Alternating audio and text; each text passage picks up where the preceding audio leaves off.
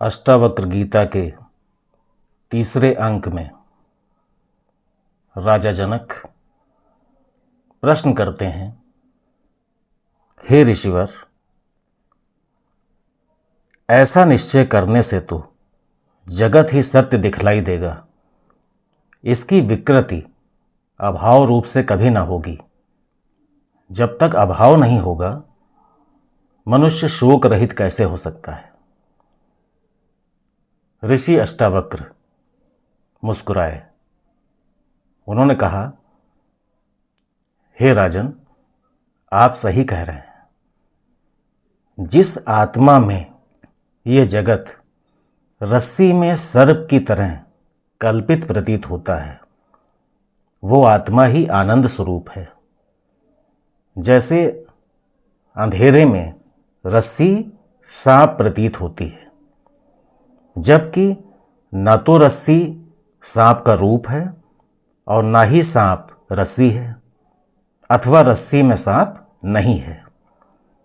सांप न था, न है, न होगा, परंतु भ्रम के कारण ऐसा अनुभव होता है कि वो सर्प है।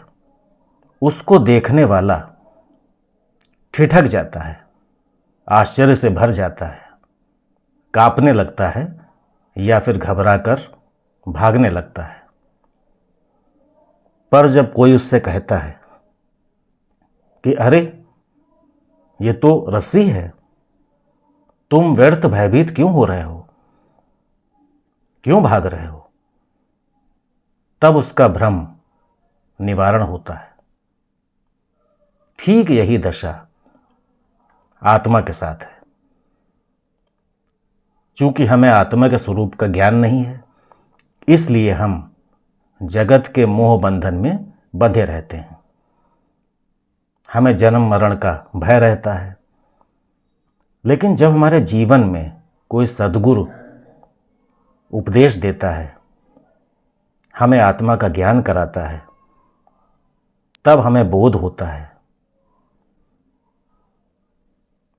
यत्र विश्वमिदं भाति कल्पितम रज्जु सर्पवत आनंद परमानंदः सा बोधिस्तवम सुखम चर।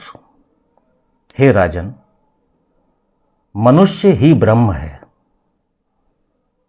इसे अपने स्वरूप के अज्ञान के कारण जगत मिथ्या प्रतीत नहीं होता है। जैसे नींद में या स्वप्न में मनुष्य हिंसक पशु देखकर भयभीत हो जाता है, परंतु जैसे ही निद्रा टूटती है, उसे लगता है कि यह स्वप्न था, तो उसका सारा भय समाप्त हो जाता है। इसी प्रकार आत्मा से साक्षात्कार हो जाने पर जगत का भ्रम मिट जाता है। ये जगत माया से उत्पन्न है। अपनी आत्मा को जो यथार्थ रूप से जान लेता है, वो इस माया के पार चला जाता है। राजा जनक अगला प्रश्न करते हैं, हे ऋषिवर, ये जगत तो वैसे का वैसा ही है। अज्ञान के नाश से इस जगत का नाश तो नहीं होता है। हे राजा जनक, क्या मरुस्थल में जल होता है? यह मरीचिका ही तो है। मनुष्य जल की तलाश में दौड़ता है, पर वहां जल नहीं होता। वो मरीचिका देखकर दुखी होता है, फिर आगे जाता है, फिर जल ही दिखाई पड़ता है। मरीचिका बनी ही रहती है, जल का भ्रम बना ही रहता है, वो नष्ट नहीं होता। इसी प्रकार का भ्रम अज्ञान के कारण बना रहता है। जगत मिथ्या है, परंतु उसकी आसक्ति बराबर बनी रहती है। इस आसक्ति का विनाश आत्मज्ञान के द्वारा होता है। जिसने सत्यचित आनंद रूप को जान लिया है वो इस भवसागर के पार हो जाता है, उसका अज्ञान मिट जाता है। राजा जनक ने प्रश्न किया, हे ऋषिवर, अज्ञान एक है या अनेक? अज्ञान केवल एक है। जब अज्ञान एक है तब इस अज्ञान के कारण कार्य जगत का भी स्वरूप से नाश हो जाना चाहिए। मुनि अष्टावक्र गंभीर स्वर में बोले, अज्ञान एक है पर उसका तन मात्रा का कार्य रूपी अंतःकरण भाग अनंत है। आकाश एक है, घट घट रूपी उपाधियों के कारण उसके अनेक भेद हैं। आकाश को उपाधियों के कारण अनेकता का रूप प्राप्त है, परंतु ज्ञान होने पर कि आकाश एक है, भ्रम टूट जाता है।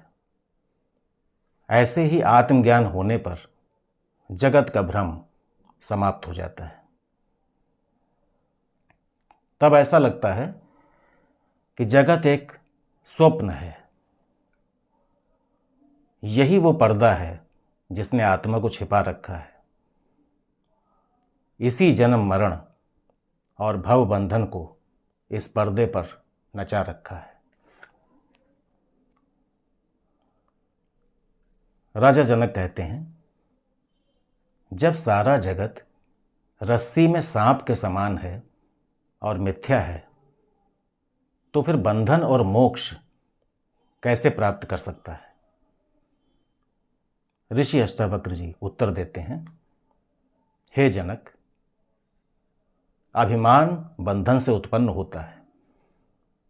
बंधन और मोक्ष ये सब मन के धर्म हैं। जैसी जिसकी मति अर्थात बुद्धि अंतकाल में होती है वैसी ही उसकी गति होती है। जिसका जैसा निश्चय होता है उसको वैसा ही फल मिलता है। आशय यह है, जैसा जिसको अभिमान होता है वैसा ही कर्म कर वो फल को प्राप्त करता है। ब्राह्मण, क्षत्रिय, वैश्य और शूद्र अपने अपने पर अभिमान कर कर्म के अनुसार फल प्राप्त करते हैं। एक जन्म से दूसरे जन्म में यात्रा करते हैं। जब ये अभिमान मिट जाता है तो बंधन टूट जाते हैं और मनुष्य मोक्ष को प्राप्त करता है, भवसागर को पार कर जाता है। यही सूक्ष्म विवेचन है।